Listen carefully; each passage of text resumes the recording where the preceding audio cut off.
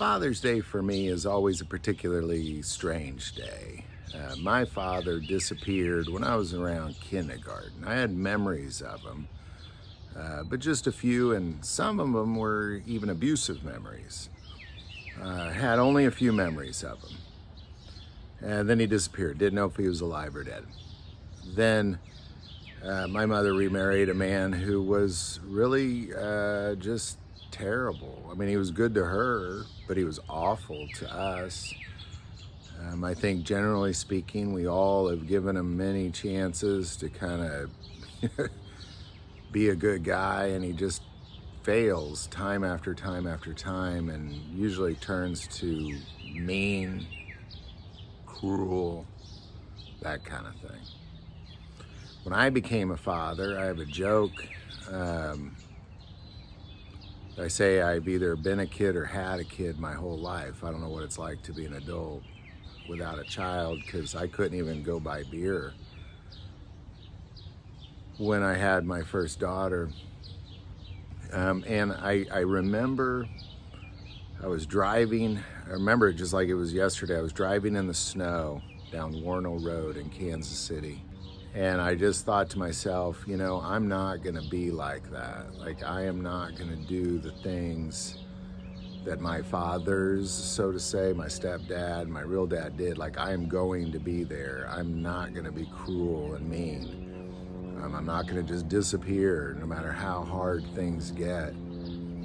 And from then on, really a lot of decisions I made were really based off of the opposite of what my parents did.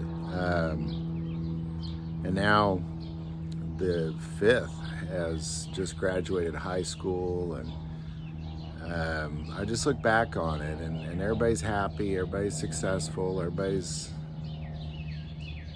doing pretty good. But the thing that still makes it really a strange day for me is, just looking back on, I did get to know my father eventually. We got to know him as an adult. My brother found him on the internet. And then he passed away, so I did get to know him. I was glad about that. But I really would say I didn't have a father growing up. Would be, I think, reasonable argument to make that I really didn't have a father. I had no father, and then the man that my mother married just really was just a cruel guy that lived at our house. That for some reason I had to obey his rules. But I always had a father. And that's really what this video is about, because to me, God is my father. And when I look back on being a kid, a toddler on, times when things got scary, or times whenever, I always say I was raised by wolves, kind of, so to say. There was never any rules. You just did whatever you wanted. No guidance, no direction. And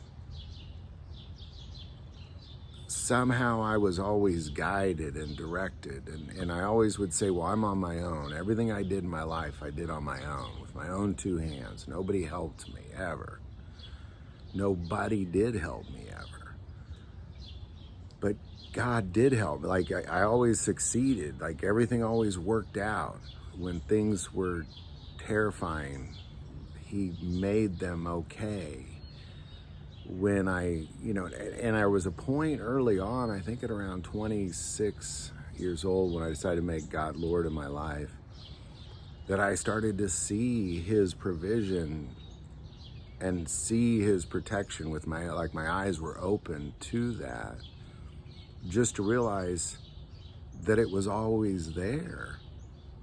I didn't grow up without a father. I had the greatest father a man or woman could ever have.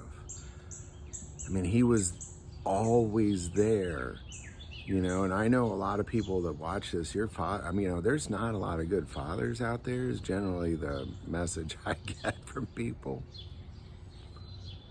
But he is always there, always there. I believe that so wholeheartedly that I even tattooed it on my arm to remind me of that.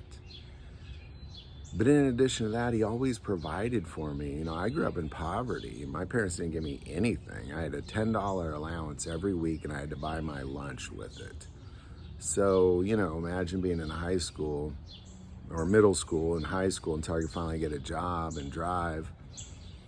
That, you know, I started making more money, but, you know, imagine like growing up and you can't, you know, that's what you didn't have money for dances, you didn't have any money for anything, but I always had money for stuff.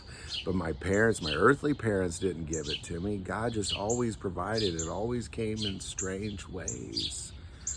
He always provided for me.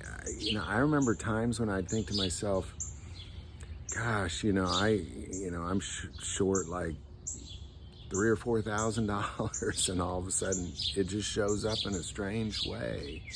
Like he always provided for me, but it never showed up from my parents, the earthly parents. And he always protected me. I mean, I remember times, like I remember falling off of a moving car when I was a teenager. Just thought it'd be fun to be on top of it while my friend drove, and then he punched it and I started to fall off the back. And it all just felt like slow motion, and it just, God just kind of delivered me to the earth safely and securely. And that's just one example of 1,000 times that God has just been there for me and has delivered me and safely and securely. And he's also disciplined me. I mean, I can't even count the number of times that I just was so angry at God, just like a child would be at a parent who's disciplining them. Times when I was like, God, why are you doing this? And later on I think, okay, I see why. That was a good one, God. That was a good one. You know, almost everything all the hard things that I've gone through, that I shook my fist and said, God, why? Later in life, I realized, thank God he did those things. But the best part is the way that he loves me. It's unconditional. It's sacrificial. He's literally willing to lay down his life for me and you, like a good father should. Like a good father should. So that's what Father's Day means to me. It's kind of a strange, bittersweet day.